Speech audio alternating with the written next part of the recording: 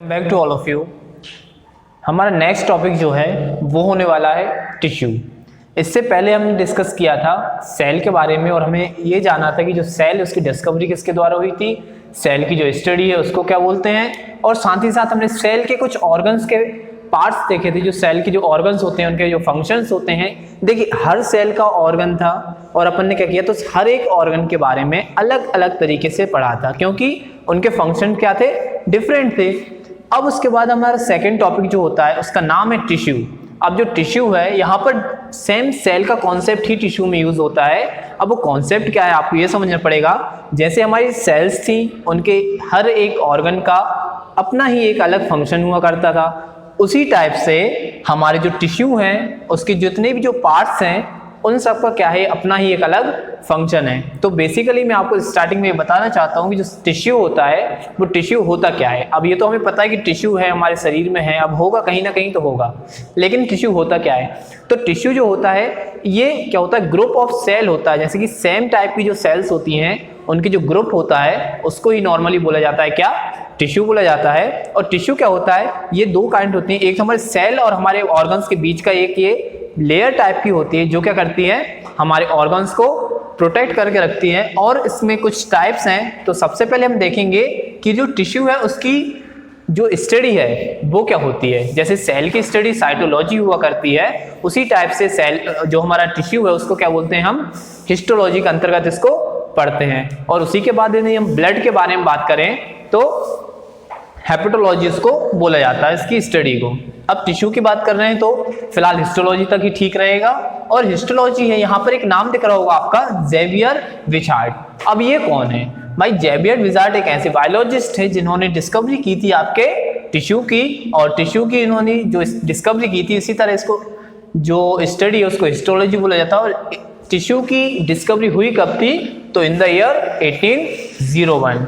अब उसके कुछ टाइप हैं, यहाँ पे 4 टाइप के आपके टिश्यू होते हैं जिनको हम पढ़ेंगे। सबसे पहला आएगा आपका नर्वस टिश्यू। देखिए यहाँ पर नर्वस टिश्यू है और सेल में क्या था, नर्वस सेल था। तो दोनों ही आपस में क्या है, हमारे ब्रेन से संबंधित हैं, ब्रेन से ही रिलेटेड होंगे। और नर्वस टिश्यू क्या करता है, हमारे ब्रेन तक सारी इंफॉर्मेशन पहुंचाता है। और नर्वस टिश्यू ही हमारे क्या होता है, नर्वस जो हमारी सेल है उसका भी प्रोटेक्शन करता है। उसके बाद हम देखते हैं कनेक्टिव टिश्यू।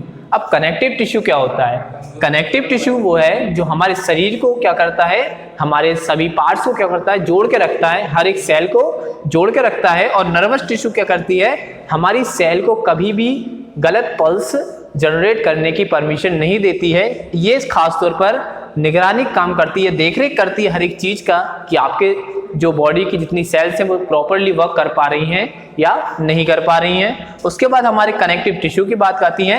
ये जो हमारा नर्वस टिश्यू है ये हमेशा हमारी स्पाइनल कॉर्ड से कांटेक्ट में रहता है, और जो भी हमारे शरीर में जो भी रिएक्शंस होती हैं, जो भी एक्टिविटीज होती हैं, वो सारी इंफॉर्मेशन का हमारे ब्रेन तक पहुंचाने का काम करता है। और ये बेसिकली हमारे ब्रेन से हमारी पूरी बॉडी में कनेक्ट रहता है। कनेक्टिव टिश्यू क्या है, जैसा हमने आपको बताया कि कनेक्टिव टिश्यू हमारे बॉडी के हर एक ऑर्गन्स को कनेक्ट करने का वर्क करता है। उसी तरीके से हमारे मसल टिश्यू के बारे में बात करते हैं। अब देखिए कनेक्टिव टिश्यू का अपना काम था, नर्वस टिश्यू का अपना काम है, और यहाँ पे मसल टिश्यू के बारे में बात हो रही है। तो मसल क्या होती है, हमारी मांसपेशियां होती हैं। अब इनमें क्या है, इसको हिंदी में बोला जाता है पेशीय ऊतक।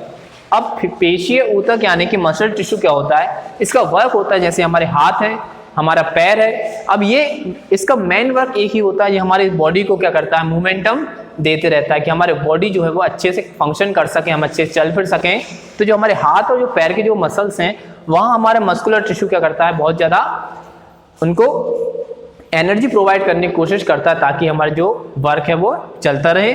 और उसी तरह हमारा की एपिथेलियल या फिर एपिथेलियम। अब ये जो आपका टाइप है आपके टिश्यू का, ये क्या करता है, हमारी जो बॉडी की जो आउटर सरफेस है उसकी प्रोटेक्शन करने का काम किसके पास है, तो वो आपके एपिथेलियल के पास है। फिर मसल टिश्यू का आपको पता ही है कि मसल टिश्यू क्या करता है, हमारे बॉडी में जो हमारे चलने फिरने वाले जो हमारे पार्ट्स हैं उन सबको एनर्जी प्रोवाइड करने का काम करता है हमारा मसल टिश्यू, और ये हमारे मसल्स में पाया जाता है। कनेक्टिव टिश्यू क्या है, तो कनेक्टिव टिश्यू क्या है, हमारे शरीर के हर एक ऑर्गन्स को कनेक्ट करने का काम करता है, और ये हमारे पूरे शरीर में ही पाया जाता है। ये हमारे इसके खास तौर पर ये हमारे बोन्स और कार्टिलेज एंड ब्लड, इसके कुछ टाइप्स हैं, वो हम इसकी नेक्स्ट वीडियो में हमारे डिस्कशन करेंगे। इनके अलग अलग सेपरेट कुछ टाइप्स हैं जिनको हमारी हम नेक्स्ट वीडियो में देखेंगे। अब नर्वस टिश्यू ये आपके लिए सबसे इंपॉर्टेंट होने वाला है, क्योंकि ये कहाँ है हमारे डायरेक्ट सीधा हमारे ब्रेन से कांटेक्ट में कौन रहता है, तो एक होती है नर्वस सेल और एक हो गया हमारा क्या, नर्वस टिश्यू। इनको न्यूरॉन टिश्यू के नाम से भी जाना जाता है। तो आप कभी कंफ्यूज मत होना कि नर्वस टिश्यू और न्यूरॉन टिश्यू होता क्या है, दोनों सेम है, दोनों का फंक्शन जो है वह सेम रहेगा। ये आपका थोड़ा सा इंट्रोडक्शन था आपके इस चैप्टर के बारे में जिसका नाम था आपका टिश्यू। नेक्स्ट पार्ट में हम इनके टाइप्स के बारे में आपसे डिस्कस करेंगे। Thank you very much.